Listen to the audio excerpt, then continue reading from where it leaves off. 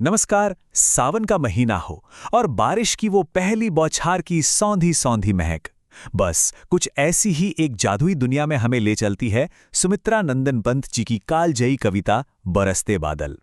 तो आज हम सब मिलकर इसी कविता के हर रंग, हर आवाज को महसूस करने की एक कोशिश करेंगे। देखिए, कविता की शुरुआत ही होती है इन शब्दों से, झम झम झम। ये सिर्फ शब्द नहीं है, ये वो आवाज है जो सुनकर सीधे दिल में उतर जाती है ना?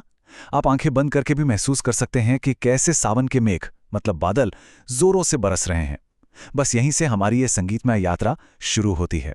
तो भाई, आखिर कौन है वो जादूगर जिनके शब्दों में प्रकृति इस तरह से एकदम जी उठती है? ये है महान कवि सुमित्रा नंदन पंत। पंत जी को यूं ही प्रकृति के सुकुमार कवि नहीं कहा जाता। सुकुमार का मतलब होता है कोमल, बहुत नाजुक। उनकी नजरों से जब हम देखते हैं तो प्रकृति का हर रूप, चाहे वो तेज बारिश हो या कोई खिला हुआ फूल, बेहद कोमलता और खूबसूरती से हमारे सामने आ जाता है। अब सवाल यह है कि उनका ये प्रकृति से इतना गहरा लगाव आया कहां से?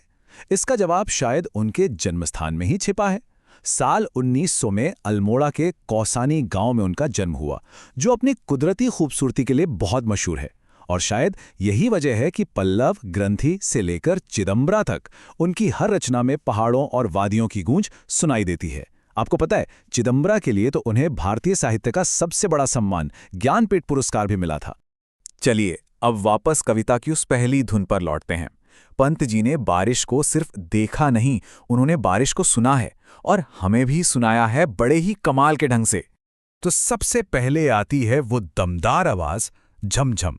ये वो मूसलाधार बारिश है जब लगता है आसमान से जमीन तक पानी की एक चादर सी बिछ गई है, जो सब कुछ भिगो देती है।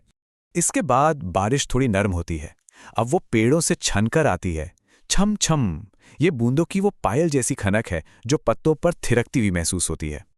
और फिर जब बौछार बिल्कुल हल्की हो जाती है तो एक मीठी सी धुन बाकी रह जाती है, रिमझिम। क्या बात है! पंत जी ने सिर्फ 3 शब्दों में बारिश का पूरा संगीत रच दिया है। लेकिन सुनिए, ये कविता सिर्फ कानों के लिए नहीं है, ये आंखों के लिए भी एक दावत जैसी है। आवाजों के बाद अब देखते हैं कि आसमान में क्या नजारा चल रहा है। यहां पंत जी ने 2 शब्दों से तूफान का पूरा ड्रामा खड़ा कर दिया है। एक तरफ है घुमड़ घुमड़, यानी वो काले भारी बादल जो पूरे आसमान में घिरकर एक इंतजार और थोड़ा डर भी जगाते हैं। और उन्हीं बादलों के बीच से अचानक चमचम करके बिजली कौंधती है। अंधेरे और रोशनी का यही खेल तो मानसून की असली पहचान है। और हां, जब बारिश होती है तो सिर्फ आसमान में ही हलचल नहीं होती, ऐसा लगता है जैसे पूरी धरती पर एक जश्न शुरू हो गया है। और यही है इस कविता का दिल, प्रकृति का आनंद नृत्य। अच्छा, इस जश्न में कौन कौन शामिल है? अरे कौन नहीं है। पेड़ पौधे नई जिंदगी पाकर झूम उठते हैं, चातक पक्षी प्यू प्यू की रट लगाने लगता है, मेंढक टर्राते हैं। मतलब पूरी कायनात इस बारिश का स्वागत कर रही है। और इस पूरे एहसास को पंत जी ने बस एक पंक्ति में समेट दिया है। जरा इसकी गहराई देखिए, रच के कण कण में तृण तृण को पुलकावली भर। इसका मतलब है कि बारिश सिर्फ हमारी प्यास नहीं बुझाती, वो तो धूल के हर एक छोटे से कण और घास के हर एक तिनके में भी एक सिहरन, एक रोमांच भर देती है, मानो पूरी धरती ही जी उठी हो।